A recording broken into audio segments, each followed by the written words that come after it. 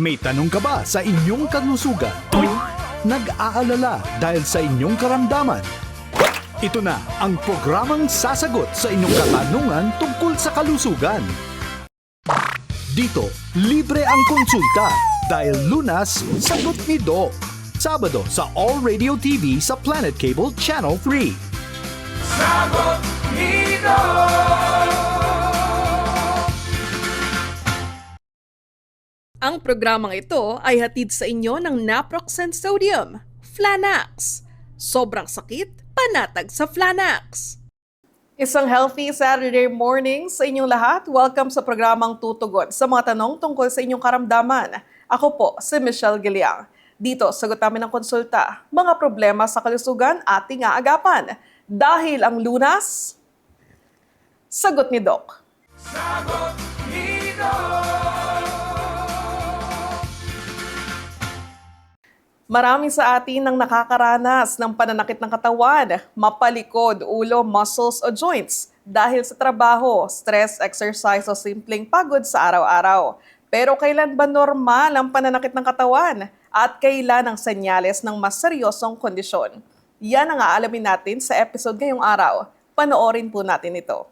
8 hours o higit pa sa trabaho, endless meetings, deadline dito, report doon. Nakaupong maghapon sa harap ng computer, matagal na nagmamaneho, nakatayo ng ilang oras, o paulit-ulit ang mga galaw sa trabaho. Napapansin mo ba na habang tumatagal parang mas dumarami rin ang sakit sa katawan? Isa sa mga pinakakaraniwang reklamo ng mga empleyado ngayon ay ang body pain. Mula sa office workers hanggang work from home employees, marami ang nakakaranas ng masakit na likod at mga balikat, pati stiff neck. Madalas itong dulot ng matagal na pag-upo, maling postura at kakulangan sa paggalaw. Pero alam mo bang madaling lunasan yan? Alamin kung paano mula sa medical expert. Dito lang sa Sagot ni Doc. Para pag-usapan natin ang body pain, inflammation at tamang pain management, makakasama natin ang isang physical medicine and rehabilitation specialist mula St. Luke's Medical Center, Clinica Os Habitares at Metro North Medical Center and Hospital. Nagtapos siya ng medicine mula University of Santo Tomas at ng kanyang residency training sa Philippine Orthopedic Center. Kasapi siya ng Philippine Academy of Rehabilitation Medicine. Let's welcome Dr. Pashnel Celes. Doc, good morning. Hello, good morning at magandang umaga sa lahat ng ating taga-subaybay. Thank you very much for this invitation to be here, Michelle. Sure, Doc. We're very honored to have you here. Salamat sa oras na binigay mo sa amin ngayong araw. Doc, kasi curious lang ako, no? Kasi ang haba ng physical medicine and rehabilitation specialist, ano po ba yung parang meron bang shortcut or short term for you? Yes, actually, tinatawag din kaming physiatrist kasi the actual specialization of physical medicine and rehabilitation or PMNR is also called physiatry. So iba pa yon sa mga physical therapist or physiotherapist. So in short, kami yung physiatrist. At maraming nagtatanong sa amin kung sa droga daw yan or hindi. Wala kami pong kinalaman sa droga. It's more of returning the patient back to their normal function and improving quality of life. Alright. So, Doc Pash, kayo mga physiatrist, kayo yung sa pain management din. Kayo yung pwedeng i-consulta kung may nararamdaman kaming sakit ng katawan. Yes, dahil gusto namin ibalik ang mga pasyente sa dati nilang nagagawa, no, matapos nila yung magkaroon ng pain or magkaroon ng operasyon or ma-stroke, yan talagang ginagawa na. So pain is just one of the areas that we can address. Pero madami pang nagagawa ang mga physiatrists kasi isa kaming team, no? Kasama yung mga occupational therapists, physical therapists, psychologists, prosthetists. So isang team ang gumagana para sa, pati nurses, para sa mga ganitong mga pasyente natin na kailangan ng tulong and management. And in fact, Michelle, kami ang pinakamatagal na kasama ng mga pasyente kasi galing sa kanilang karamdaman hanggang sa bumalik sila sa kakayahan nila, ganun katagal namin sila usually kasama. Alright. So, Doc, simulan muna natin sa basics, no? Pag sinabi po bang body pain, ano ba talaga yung nararamdaman ng katawan? First, let's know first what is the definition of pain. So according to the International Association of the Study of Pain in 2020, nagbigay sila ng magandang definition, no? Ang ibig sabihin daw ng pain ay ito ay isang unpleasant sensory, and emotional experience of a patient or a person that is most probably caused by associated or caused by actual tissue damage. Okay? So, ibig sabihin nun, ang pain ay maaaring subjective. Bawat tao mayroong nararamdaman na pwedeng kapareho na simptomas pero ang interpretasyon niya ng pain ay iba. Number 2, dapat sa atin, we believe people who say na may masakit. Kasi whether nakikita siya, let's say by X-ray, by MRI, or hindi, pag may sinabi silang masakit, dapat tuunan natin ito ng pansin. At pangatlo, hindi siya kailangan verbal. Katulad ng mga bata, minsan umiiyak lang sila or mga taong hindi makapagsalita. Kailangan ina-assess din natin sila when they say they're in pain through different ways, not necessarily verbal. Kailangan ina-assess natin ang mga pasyente na ito. Okay. Dok, meron kasi ako naririnig ng mga muscle pain, joint pain, nerve pain. Ano po ba yung pagkakaiba nun? Isa pang magandang tanong yan. So pag sinabi mong muscle pain, usually muscle no, ang nagkakaroon ng stiffness, tightening, parang cramps, no? So may mga pasyente siguro tayo dyan or mga audience na nakaka-relate doon. Pangalawa, mayroon din tayong tinatawag na joint pains. So when you say joint pains, usually meron siyang stiffness, merong limitation of motion. And pangatlo, neuropathic pain. That is the nerve pain. So pag sinabi mong neuropathic pain, the quality is usually electricity-like sensation, pinprick sensation, tingling sensation, burning or lancinating, parang hinihiwa. So may mga pasyente tayo nagsasabi na, Dok, parang kumukuryente or gumagapang or namamanhid. Usually yan ang neuropathic pain. Versus pag sinabi ng pasyente na parang bugbog, mabigat, ngalay, usually muscle. At usually naman, pag may pasyente na nagsabi na pag nakaupo ng matagal, tatayo, yun naman ang mga usual na hirap, joint stiffness naman yan, and joint pain. Okay, so kung paano dinedescribe ng patient yung sakit nila, doon natin mapopinpoint kung ano yung source ng pain. Yes, kasi sa mga doktor, kailangan meron kaming iba-ibang bahagi sa konsultasyon. May history taking. The history taking is when we ask, anong klaseng pain yung nararamdaman mo? Number 2, kinakapa din namin or ginagawa namin ng physical examination ang pasyente.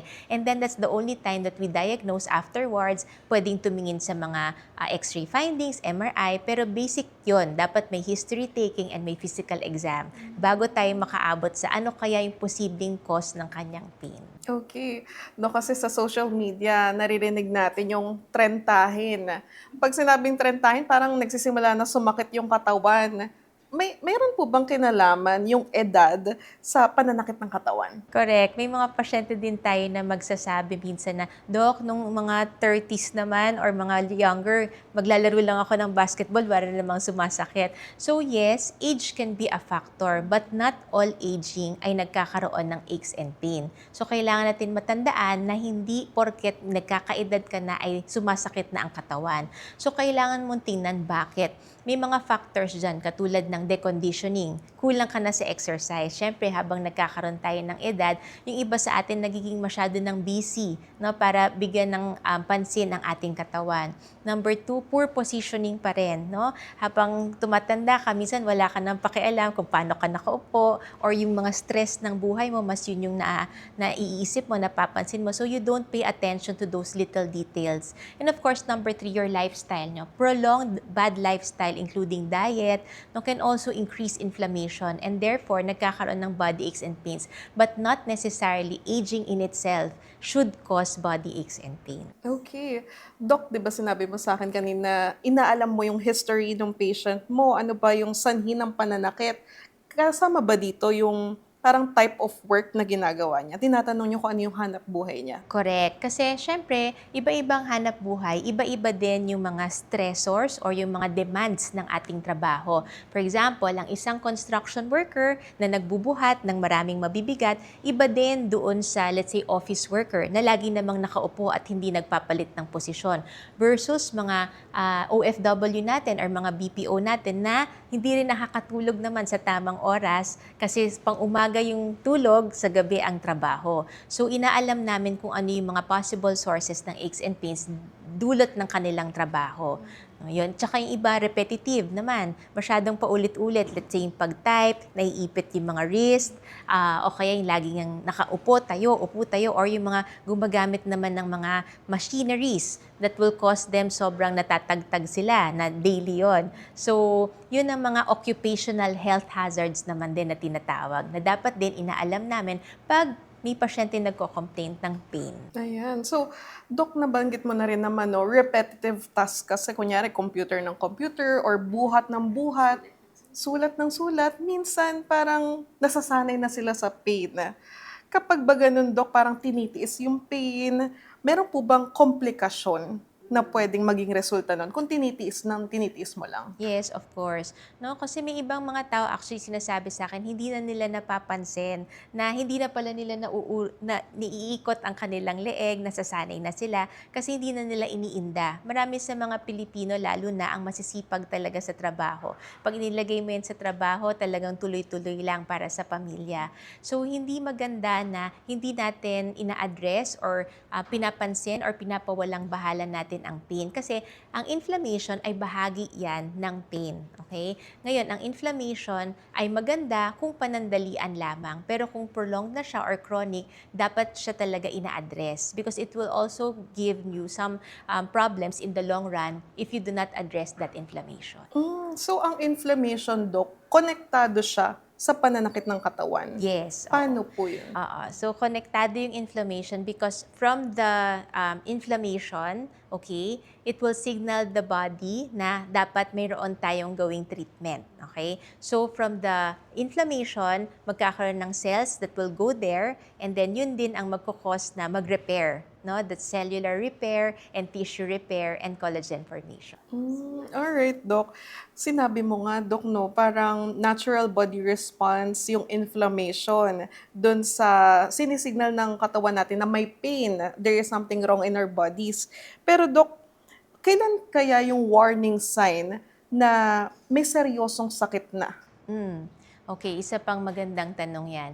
Ang pain, no, usually the whole inflammatory process, which is good or acute, is usually 1 to 2 weeks. Paglagpas ng 1 to 2 weeks, ibig sabihin parang mayroon ng tuloy-tuloy na body aches and pains or inflammation, hindi na yan nakakabuti sa katawan natin. Or baka may iba pang rason bakit ayaw tumigil yung swelling and inflammation. Thus, kailangan mo na magpatingin sa doktor. Okay? And then, ang iba pang warning signs is, number 1, intractable pain. Kahit anong gawin mo, umiinom ka ng gamot, nag-exercise ka, nagpapahinga ka, mayroon pa ring masakit.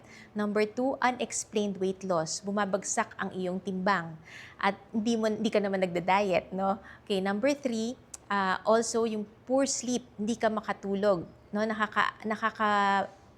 Distorbo na siya sa mga pang-araw-araw mo na ginagawa. And of course, number 3 is bowel and bladder changes. Hindi ka makaihi, makadumi. No? Kapag may mga ganun ng problema, kailangan mo talaga mag-seek ng help. Lalo na pag meron ding weakness, may nanghihina na sa bahagi ng mga katawan, hindi na makatayo, hindi na makalakad. Yun ay mga ibang red flags na tinatawag na kailangan mo talagang magpatingin. Ayan, mga ka-SD ha, narinig natin kay Doc Pash, kapag prolong na or 1 to 2 weeks na yung sakit na nararamdaman natin, better to consult your doctor. Doc, sa clinic mo ba, ano yung madalas nirereklamo or dinadaing ng mga pasyente mo? Ano yung parte ng katawan nila yung madalas sumakit? Okay, usually low back pain, joint pains, ang joint maaaring upper. So, mga shoulder, mga tuhod, mga ankle. Kasi meron din kami mga sports, no, ng mga athletes. Meron kaming ballet dancers. May pangkaraniwan na pumapasok sa trabaho. May OFW. So, lahat sila, basically, merong neck stiffness, may upper back pain, low back pain, and yun nga, joint pain. Dok, sa usapang posture, yung maling posture po ba, kunyari, nakakuba, di ba? Meron pong epekto yun sa katawan or yung matagal nakaupo? Yes, meron po. Bakit? Because these are mechanical factors na tinatawag. Pag sinabi mong mechanical factors, merong mga alignment na mali. No? Dapat sa trabaho, tumatayo ka every 30 minutes to 1 hour para lang mabago yung at least yung position mo, ma-reset mo siya. No? Number 2, meron din tinatawag na mga ergonomic positioning, Michelle. So like tama tayo, ang paa ay nakalapat sa sahig, ang tuhod ay at least 90 degrees flexed, ang shoulder ay hindi mataas. So kailangan yung elbow mo is also 90 degrees.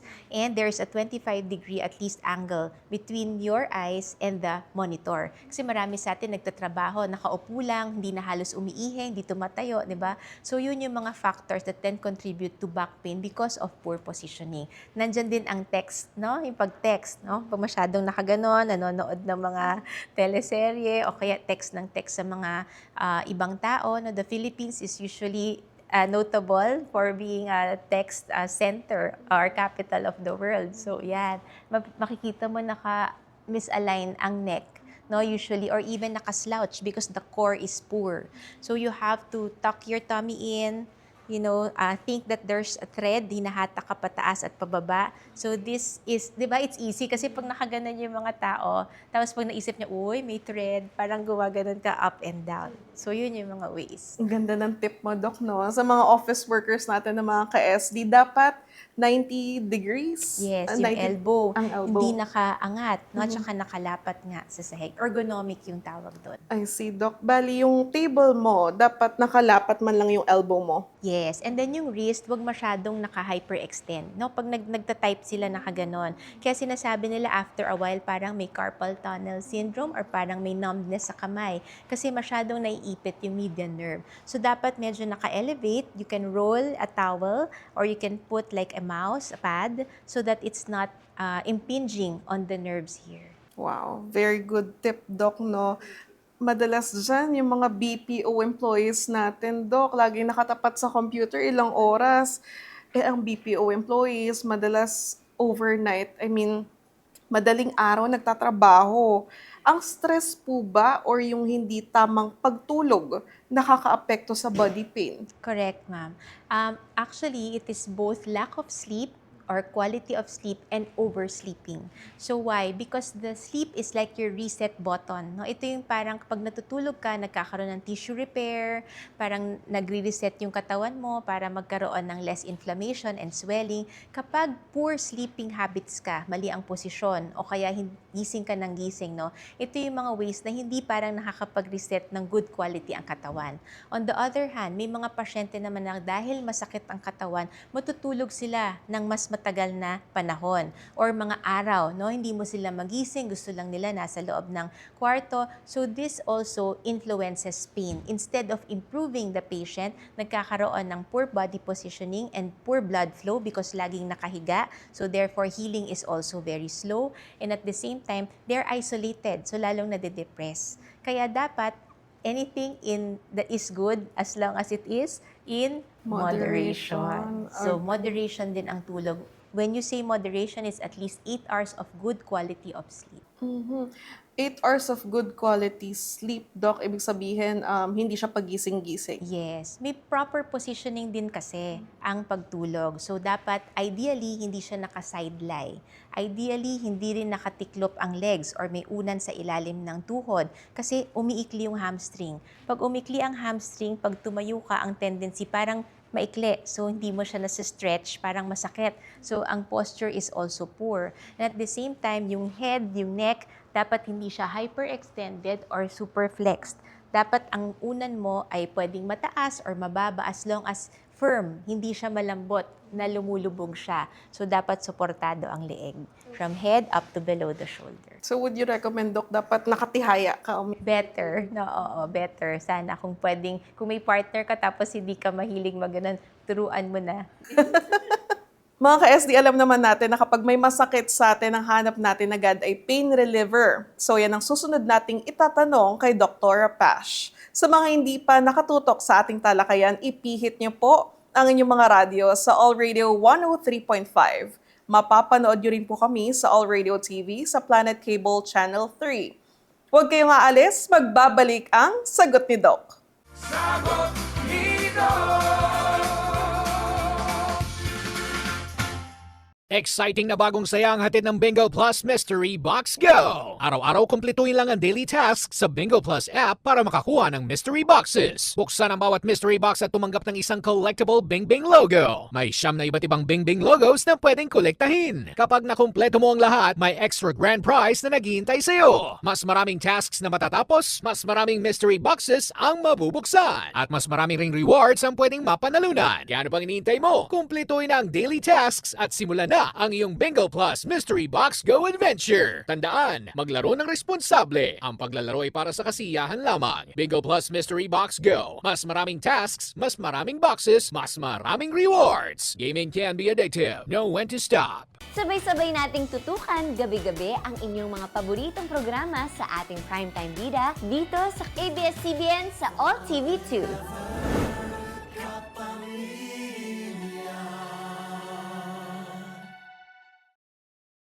Sa dami ng nangyayari sa mundo, kailangan mo ng kasama. Di ko marirealize yon kung wala ka. Hindi ka mag-iisa sa Primetime Bida.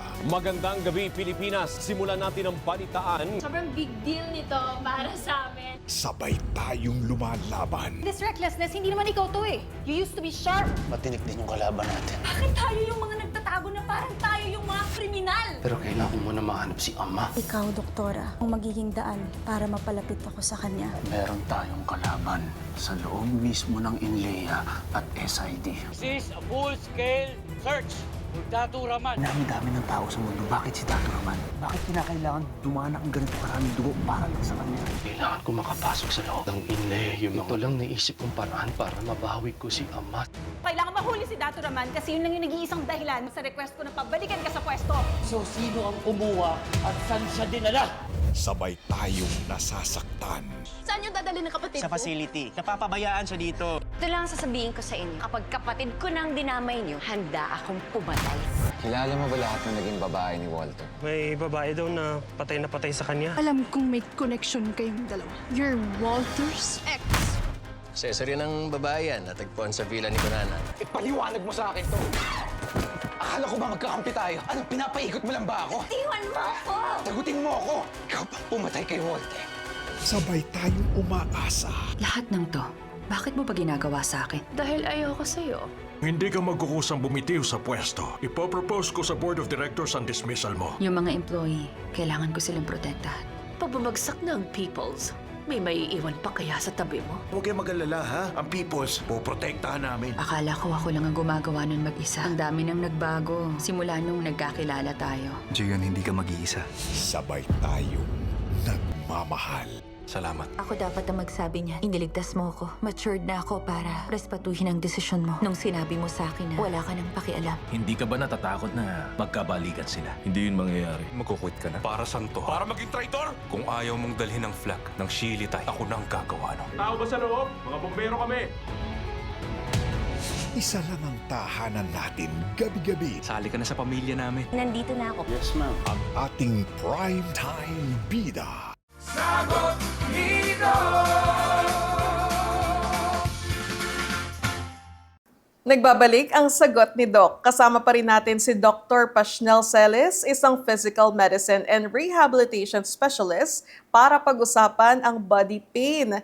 Kanina na pag-usapan natin ang iba't ibang sanhi ng pananakit ng katawan. Ngayon, marami sa atin ang umaasa sa pain relievers para maibsan ang kanilang nararamdamang sakit. So, Doc Pash, ano ba yung dapat malaman natin tungkol sa mga pain relievers? So, pain relievers are basically safe. Iba-iba din kasi ang levels of pain relievers.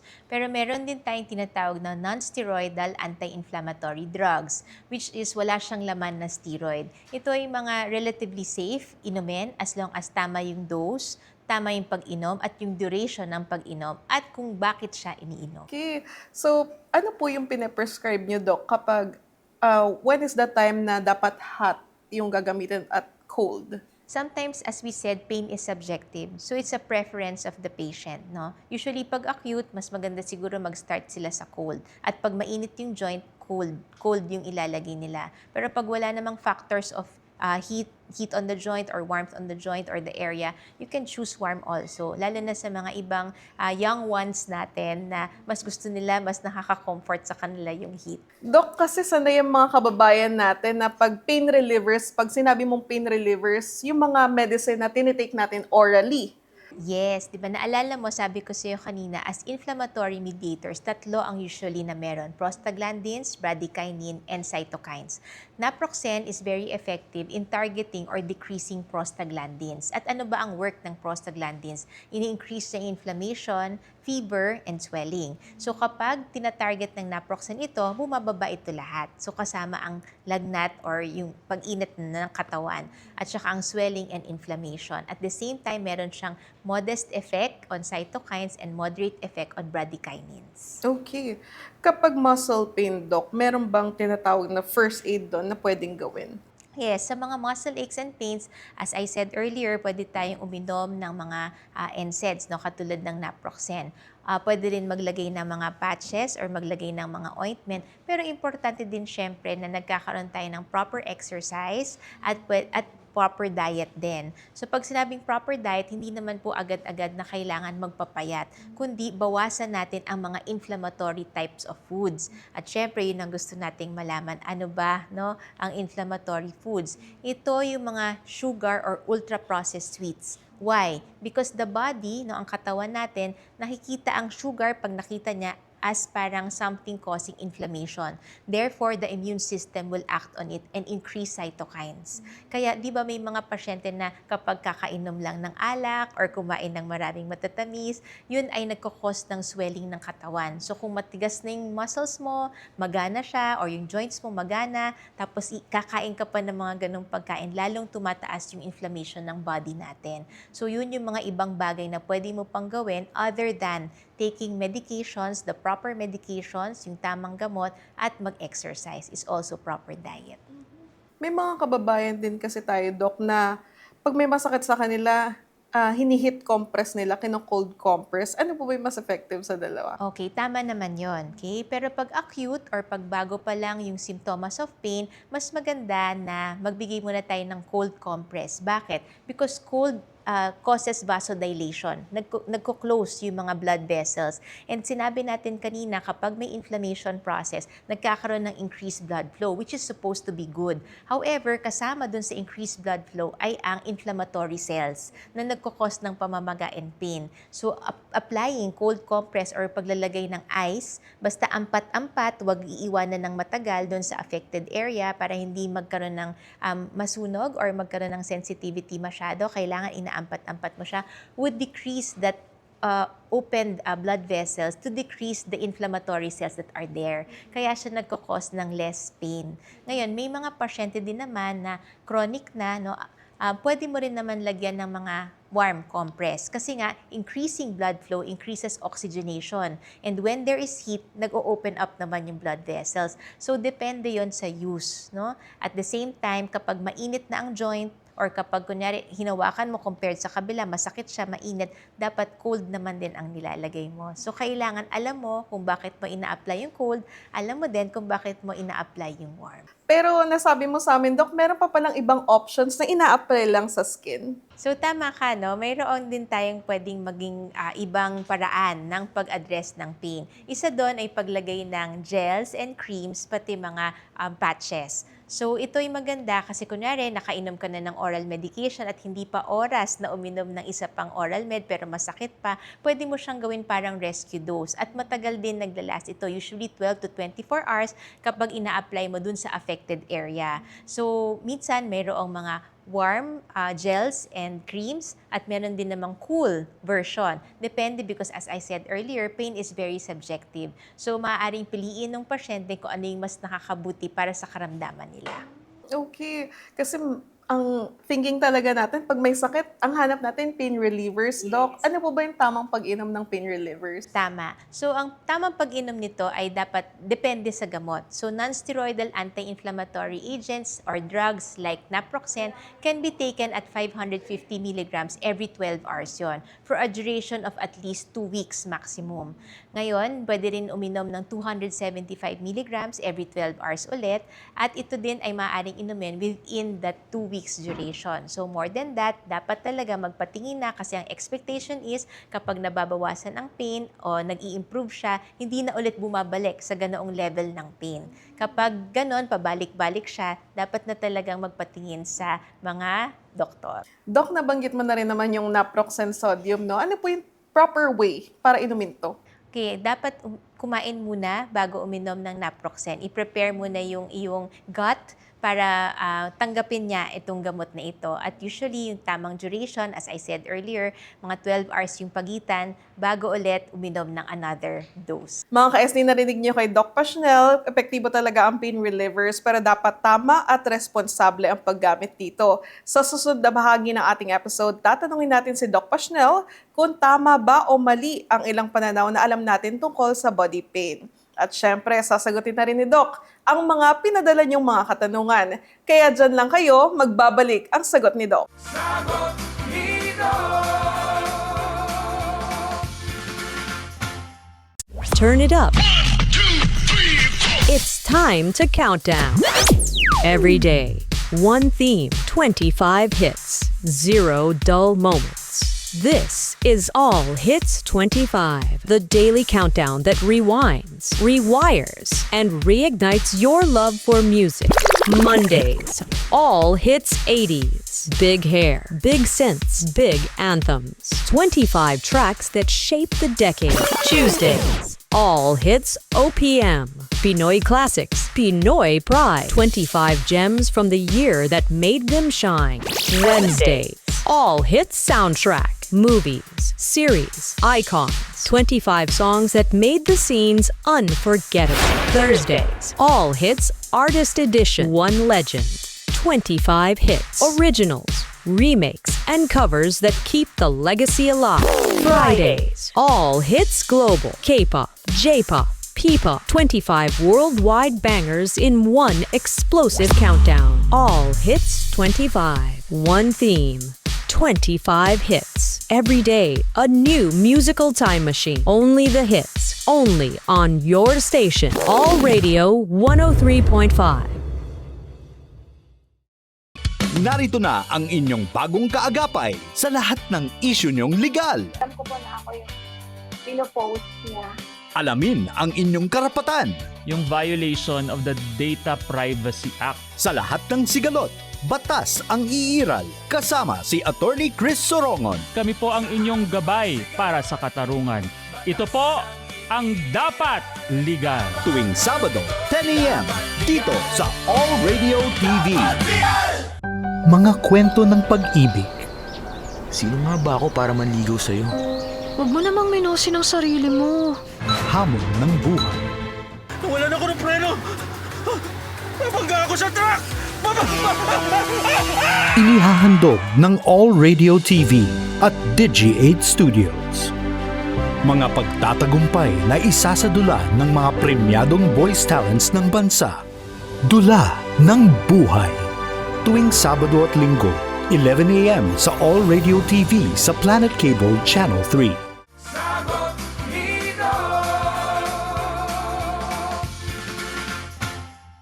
Welcome back sa Sagot ni Doc. Kasama pa rin natin si Dr. Pashnel Celis, isang physical medicine and rehabilitation specialist para paliwanag ang paggamot sa body pain.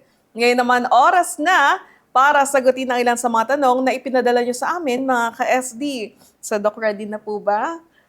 Mula po kay Mark ng Batangas, normal po ba yung body pain kahit nakaupo lang po ako buong araw sa opisina? Oo, normal naman. Dapat hindi nagkakaroon ng body aches and pains. Pero ibig kong sabihin ay ito ay nangyayari talaga kung matagal kang nakaupo at wala kang change in position. So ito yung sinasabi natin earlier na parang mga mechanical contributors of pain. Pag nakaupo ka ng mali, prolonged position, o kaya ay repetitive din yung ginagawa mo, paulit-ulit nang hindi ka nagpapalit, no, ng iyong katawan. Kaya kailangan every 30 minutes to 1 hour tumatayo ang mga kababayan natin para maiwasan na magkaroon ng muscle stiffness and joint stiffness as well. Okay. Dok, pangalawang tanong mula kay Joniel ng Pasig. Nung day off ko po, buong araw lang po ako nakahiga sa kama.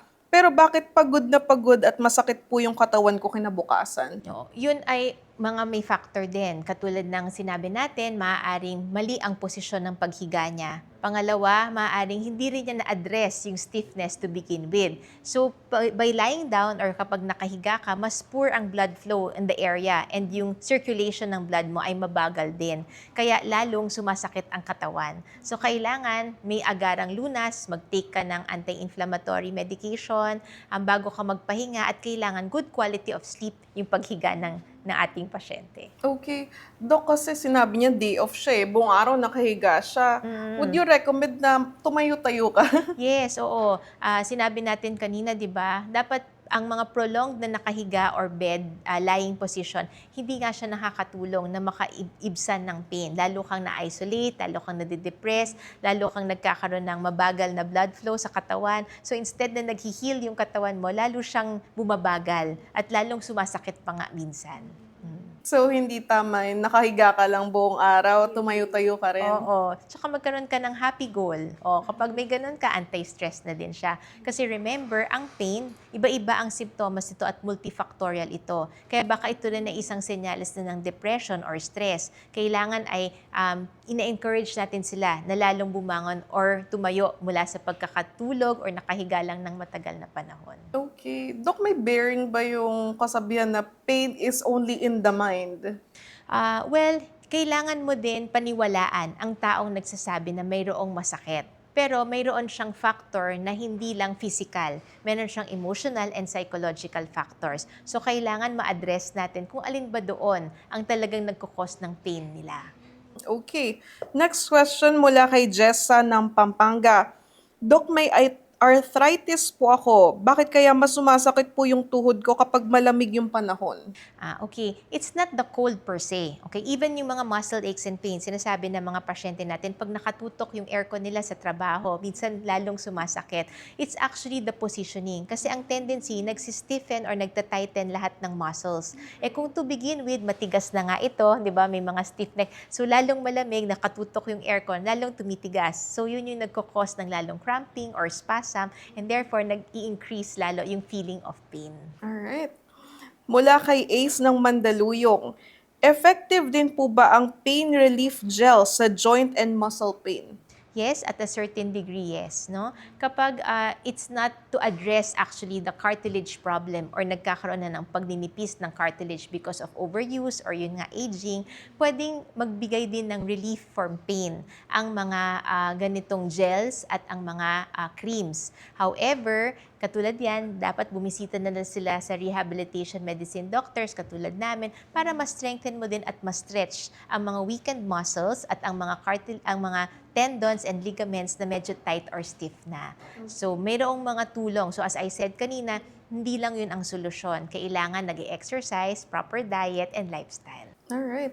Dok, panghuling tanong, medyo na pag-usapan na natin to kanina, no? Pero tinanong to ni Weng ng Bulacan, ano po yung take nyo sa menthol patches?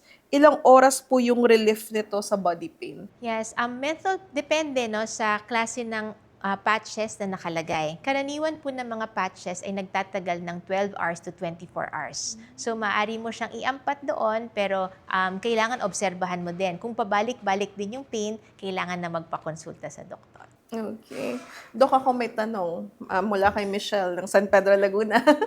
Kasi Dok, may habit ako na hindi naiintindihan ng iba. Pag masakit yung ulo ko, naglalagay ako ng patch sa ulo na hindi common na ginagawa. So parang they find it weird. Ano po ba? Nakakatulong ba talaga or sa mind ko lang yun? Yes, because inflammation can also cause heat. No? There's heat, there's inflammation. So putting a cooling patch can decrease this. It's just like naglalagay ka lang ng ice. Pero medyo mas modern ka lang. Dinaan mo siya sa patch. So yes, decreasing inflammation or the temperature which is heat, which is also a sign of swelling and can cause pain, is one of the ways para mapababa mo yung pain mo. Okay. So actually, matalino ka. Actually, Doc, parang yung mga patches kasi parang nakaka-relieve siya ng headache ko talaga, ng migraine. Yes. So hindi lang yung cooling patches. Katulad ng sinabi mo, pwede rin yung medicated patches. At nakakatulong siya sa loob ng 12 to 24 hours. Pwede mo ring option yon. Doc, pahabol lang na tanong mula rin ulit kay Michelle. Ang naproxen sodium po ba nakakatulong siya sa menstrual pain? Yes, nakakatulong siya sa cramping because again, kasama siya sa inflammatory cascades, na yung cramping, swelling, tightness. So this can also help whether you take it orally, which is 550 milligram, which is also safe, and also putting it as a patch or putting it as a cream. Wow, marami pala akong options, no, Doc. Bukod sa naproxen sodium, pag masakit yung puson, pwede rin yung mga cooling patches, Correct. mga medicated patches. Oo, minsan hindi lang puson, di ba, sumasakit din yung balakang at yung likod. So, pwede rin yun ilagay. At saka pag kunwari, ine-expect na haba na yung gagawin mong lakad, marami tayong mga gusto mag-travel at alam na nilang sumasakit-sakit ang kasukasuan nila, pwede na rin yun i-apply. Okay. So, yung kunyari, nag-hiking ka, sumasakit na yung tuhod ko, yung binti ko, mas okay kung may naka-ready kang patch. Yes, but at the same time, kailangan mo din ng warm up and cool down. So before you go to that long hike or maglakad ng malayo, mag-warm up ka muna at least 10 to 15 minutes. And then, para bigyan mo din ng tsansa ang katawan mo na mag-cool down kasi nag-iinit yan. Kapag naglalakad ka ng malayo or nag-hiking or nag-exercise ka, kailangan mo ng proper amount of time also to cool down. Hayaan mo din na yung katawan mo ay bumaba din ang kanyang mga tightness, ang kanyang mga warmth, no, during the exercise na ginawa mo or during the walking or whatever it is, physical activity na ginawa. In that way, natutulungan natin ang katawan na maging ready and prepared. Kasi, Dok, marami na sa mga kababayan natin yung nasa fitness era na. Into walking, into running. Ang goal nila daily 10,000 steps. So better, mas okay kung kung may nakahanda na silang mga cream, mga gel, mga relief patches na pwede nilang magamit. Yes, pero syempre ang goal din naman natin ay bawasan din yung dependency natin sa mga ganyan. Kailangan lang ng tama at proper ways, as we said, dinidiscuss natin kanina pa, ng pag-intake ng mga gamot na ito. But ultimately, the goal is not to totally eliminate inflammation because importante pa rin ang inflammation sa healing, but just to lessen it and make it just the appropriate amount of inflammation. At doon pumapasok ang ating mga gamot, ang lifestyle, at saka ang exercise and diet, pati ang pagkonsulta kung kailan dapat. Kasi kailangan flexible tayo, strengthened ang muscle for longevity. Because sabi natin, aging does not mean pain. Ayan, Doc Pashnel, maraming salamat sa pagsagot mo dun sa mga napakaraming katanungan ng ating mga listeners at televiewers ng All Radio 103.5 at All Radio TV sa Planet Cable Channel 3. Ngayon naman gusto nating pag-usapan yung tamang pag-aalaga sa body pain. Marami kasing kumakalat na mga paniniwala pagdating dito. Minsan nakakalito, minsan nakakasama pa, Doc. So tulungan nyo kami, Doc, magbigay linaw dito sa mga paniniwala na to. For example, Doc, una, yung body pain daw ay palaging dahil sa lamig sa aircon. Totoo po ba yun? Hindi naman per se dun sa lamig. It is the poor positioning or posture. Kapag malamig kasi ang tendency natin ay nakatiklop tayo o kaya ay tighten din yung mga muscles. So to begin with, kung ito ay mga tight na nung una pa, pagkatapos natutukan pa ng aircon, lalong nagkakaroon ng stiffness o kaya cramping sensation. So ang pwede natin gawin for that is tumayo ka every 30 minutes to 1 hour kung kailangan mag-alarm hanggang maging habit mo na ito. Kasi changing your position improves blood flow to the affected area. So blood flow and oxygenation also improves repair. Okay. Dok, kapag walang lagnat, hindi pa dapat mag-alala sa body pain. Totoo ba yun? Hindi naman. Kasi mayroon ding mga pains, no, na hindi necessarily kaakibat ng lagnat. At kapag minsan kaakibat siya ng kinain mo beforehand, o kaya yung mga habits mo, o kaya talagang decrease yung cartilage, o kaya neuropathic pain siya, no? Mayroong naiipit na ugat. So not necessarily na safe ka na as long as may aches and pains ka, pero walang lagnat. So kailangan mo pa rin magpatingin bakit tuloy-tuloy pa rin na nagkakaroon ka ng aches and pains. Dok, panahon na kasi ng tag-ulan, no? Marami sa atin yung nauulanan, nagkakatrangkaso. Kapag ganito po ba, pag may trangkaso lang, normal po ba na may pananakit din ng katawan? Oo, kasi tumataas yung mga inflammatory mediators ng ating katawan. As we said earlier, that's the prostaglandins, bradykinins, and cytokines among many more. So dahil tumataas ang mga ito, nagkakaroon ka ng feeling of flu, heaviness, inflammation, swelling, kaya nagkakaroon ng aches and pains din. Dok, tama ba yung pananaw na pagsasabay-sabayin ko yung iba-ibang pain relievers para mas mabilis yung ginhawa? Siyempre, mas less na iniinom, mas better. Isa yon. So kaya nga meron tayong mga patches, may mga gels, and may mga cream na pwede mong ilagay in place of just oral medications. At siyempre, kapag mas matagal ang duration ng gamot, mas safe ito kasi hindi ka pa ulit-ulit na uminom kasi pwede rin itong maka-affect sa liver and kidneys. So, ang safety ng gamot ay nakasalalay sa epektibo ba ito, gaano katagal siya epektibo at gaano kadalas mo ba siya dapat inumin. Ayan, mukhang marami tayong mga paniniwalang nailinaw ngayon ni Doc Pash at sigurado ako na marami sa atin ang nakaka-relate dahil marami sa mga ito ay madalas nating narinig sa bahay o sa mga kaibigan. Sa pagbabalik natin na alamin natin kay Doc Pash ang healthy habits para iwas body pain. Magbabalik ang Sagot ni Doc. Sagot ni Doc!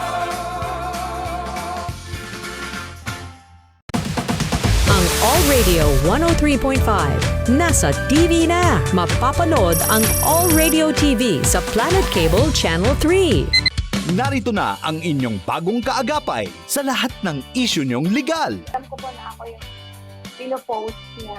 Alamin ang inyong karapatan. Yung violation of the Data Privacy Act. Sa lahat ng sigalot, batas ang iiral. Kasama si Attorney Chris Sorongon. Kami po ang inyong gabay para sa katarungan. Ito po ang Dapat Legal. Tuwing Sabado, 10 a.m. dito sa All Radio TV. Sa dami ng nangyayari sa mundo, kailangan mo ng kasama. Di ko marirealize yon kung wala ka. Hindi ka mag-iisa sa Primetime Bida.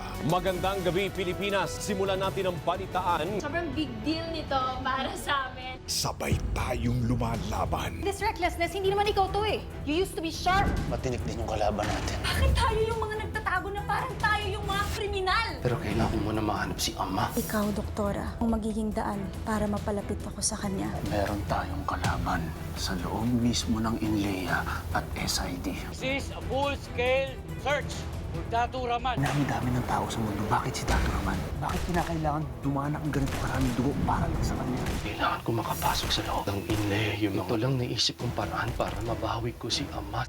Kailangan mahuli si Datu Raman kasi yun lang yung nag-iisang dahilan sa request ko na pabalikan ka sa pwesto. So, sino ang kumuha at saan siya dinala? Sabay tayong nasasaktan. Saan yung dadalhin ng kapatid Sa facility. Napapabayaan siya dito. Ito lang sasabihin ko sa inyo. Kapag kapatid ko nang dinamay niyo, handa akong pumatay. Kilala mo ba lahat ng naging babae ni Walter? May babae daw na patay sa kanya. Alam kong may connection kayong dalawa. You're Walter's ex. Accessory ng babae yan, natagpuan sa villa ni Conana. Ipaliwanag mo sa akin to. Akala ko ba magkakampi tayo? Anong pinapaikot mo lang ba ako? Iwan mo ako! Tagutin mo ako! Ikaw pang pumatay kay Walter. Sabay tayong umaasa. Lahat ng to, bakit mo pa ginagawa sa akin? Dahil ayoko sa'yo. Hindi ka magkukusang bumitiw sa pwesto. Ipopropose ko sa Board of Directors ang dismissal mo. Yung mga employee, kailangan ko silang protektahan. Pag bumagsak na ang Peoples, may maiiwan pa kaya sa tabi mo? Huwag kayo mag-alala, ha? Ang Peoples, poprotektahan namin. Akala ko ako lang ang gumagawa nun mag-isa. Ang dami nang nagbago. Simula nung nagkakilala tayo. Diyan, hindi ka mag-iisa. Sabay tayong nagmamahal. Salamat. Ako dapat ang magsabi niya. Iniligtas mo ako. Matured na ako para respatuhin ang desisyon mo. Nung sinabi mo sa akin na wala ka nang pakialam. Hindi ka ba natatakot na magkabalikan sila? Hindi yun mangyayari. Magkukwit ka na. Para saan to? Para maging traitor? Kung ayaw mong dalhin ng flak ng Shilitay, ako nang gagawa nun. Tao ba sa loob? Mga bombero kami. Isa lang ang tahanan natin gabi-gabi. Sali ka na sa pamilya namin. Nandito na ako. Yes, ma'am. Ang ating Primetime Bida. Sagot ni Doc! Nakatutok pa rin kayo dito sa Sagot ni Doc. Kanina napaliwanag ni Doc Pashnel yung proper way kung paano uminom at mag-take ng mga pain relievers. Ngayon naman, Doc, gusto namin malaman ano ba yung practical ways para maiwasan ang body pain. Sagot ni Doc? Yes. Of course, we should always have the proper lifestyle. When we say the proper lifestyle, iwas po tayo sa mga ultra-processed sweets at saka sa mga foods that are causing inflammation. So ano-ano to? Maaaring yung mga alak, okay? Maaari din mga sugary foods na readily available o kaya yung masyadong carbohydrates. Why? Because this can cause elevated cytokines and inflammatory cells in the body. Therefore, kung talagang meron ka ng aches and pains, nagsuswell ka na, maaaring madagdagan pa ito. Okay. Number 2, meron din tayong kailangan na exercise. Okay? You don't just exercise to lose weight. You exercise because you want to be healthy. Because exercise, is also improves our hormonal balance. At the same time, it also improves our flexibility, elasticity of joints. And at the same time, it also gives us the feeling of, strength. Then it depends on where you do your exercises, the environment, the people you are with. So maganda talaga ang exercise. And so before you go to long walks or when you're working, you have to be on proper positioning, proper attire also, no? Yung mga sapatos, yan. At saka kung saan ka tumatakbo, importante yon. Nag-training ka ba bago gawin yon? So yun yung mga practical ways para hindi ka laging in pain. At sinasabi natin din sa mga kababayan natin na nagtatrabaho, huwag kayong umupo ng masyadong matagal or nakaposisyon kayo ng mali araw-araw. Kasi ito yung mga mechanical factors na nakakadagdag din sa pain. Okay. So nabanggit mo, Doc, yung exercise at yung tamang pagkain. Ang hydration po ba, factor din siya sa body pain prevention? Yes, magandang tanong yan. Kasi pag hydrated ka, of course, maganda yung flow, no? Ng blood flow, maganda rin ang joints mo kasi meron siyang, most of the parts of our bodies are also with water content. Kaya having good hydration improves that.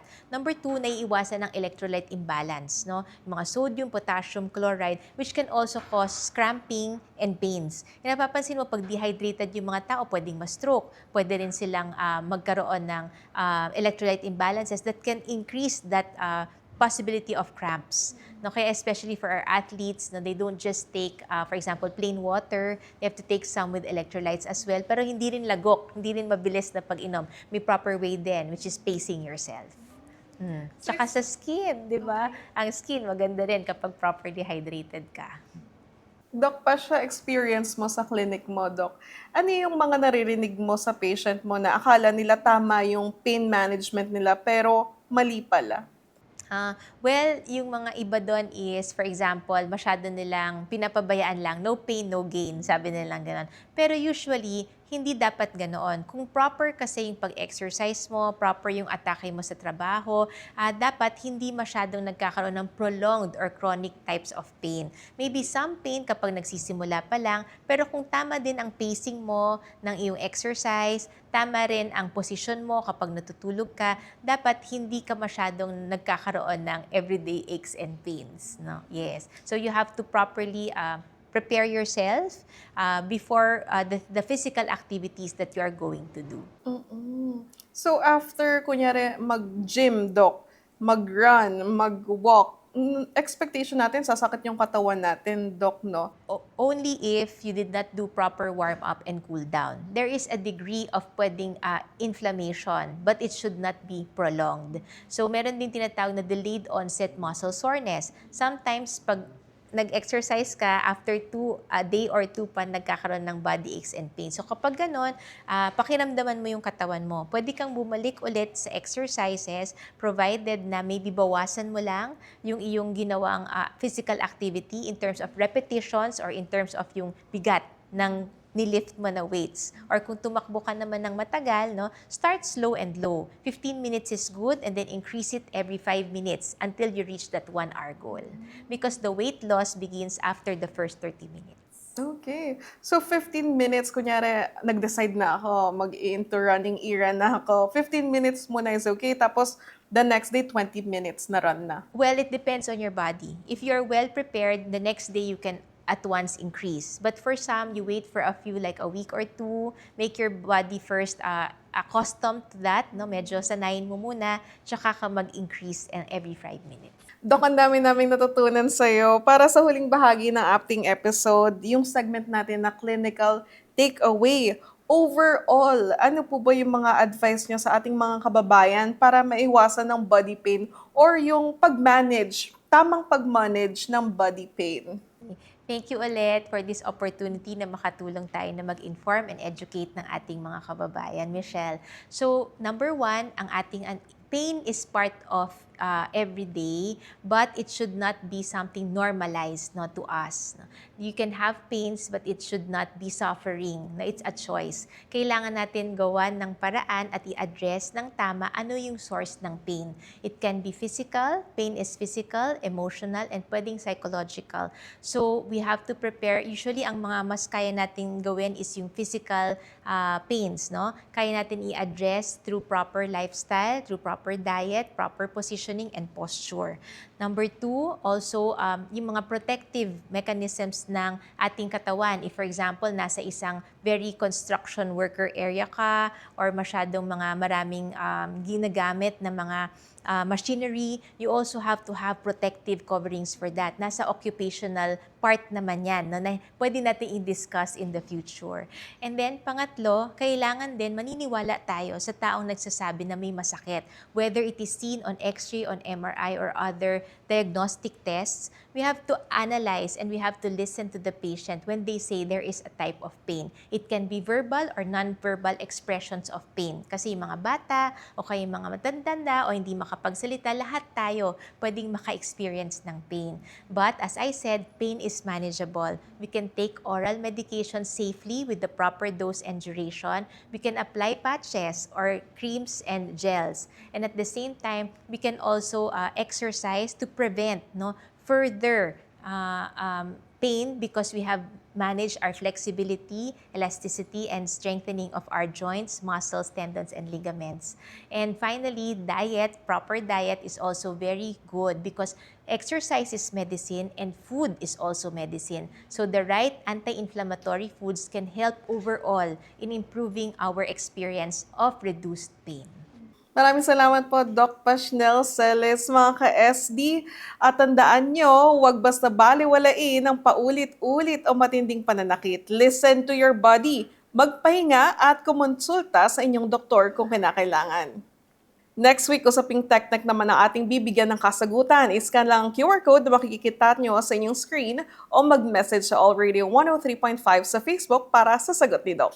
Samahan niyo po ulit kami sa susunod na Sabado alas 7 ng umaga dito sa All Radio 103.5 at All Radio TV sa Planet Cable Channel 3. Ako po si Michelle Giliang. Mga tanong at problema sa kalusugan ating aagapan dahil ang Lunas, sagot ni Doc. Sagot ni Doc. Sagot ni Doc. Sagot ni Doc. Sagot ni Doc. Sagot ni Doc. Ang programang ito ay hinatid sa inyo ng Naproxen Sodium, Flanax. Sobrang sakit, panatag sa Flanax.